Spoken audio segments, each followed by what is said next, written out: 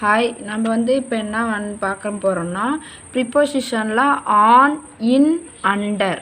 இங்கே பாருங்கள், on, in, under இந்த write the sentence with answer your notebook அப்படின்னு சொல்லியிருக்காங்க. இந்த பிக்சரை பாருங்கள். The cat is dash the chair. அப்போ the cat is, the cat எங்கே இருக்குது? சேருக்கும் கீழே இருக்குது. அப்போ இங்கே என்ன வரும்னா அண்டர் அப்படிங்கிறது வரும். வருங்களா? அடுத்தது பாருங்கள், த டாக். இங்கே பாருங்கள், இந்த பிக்சர் பாருங்கள். The dog is dash the box.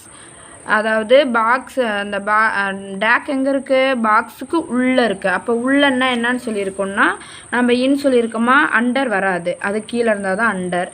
இன் வருமா, ஆன் வருமா? மேலே இருந்தால் ஆனு, உள்ளே இருந்தால் இன்னு அப்படின்னு சொல்லியிருக்கோம். அப்போ இது உள்ளே இருக்கிறதுனால இன் அப்படின்னு சொல்லிட்டு நம்ம போட போகிறோம். அதே பாருங்கள், the cat is dash the mat. Cat எங்கே இருக்குது? மேட்டுக்கு மேலே இருக்குது. அப்போ என்னன்னு சொல்லுவோம்? On. The ball is dash the box அப்படின்னு சொல்லியிருக்கோமா? பாருங்கள், இந்த பால் எங்கே இருக்குது? பாக்ஸு கீழே இருக்குது. அப்போ என்னன்னு சொல்லுவோம்? அண்டர் அப்படின்னு சொல்லுவோம். The goldfish dash is the bowl. Goldfish எங்கே இருக்குது? உள்ளே இருக்குது. பவுலுக்கு உள்ளே இருக்கிற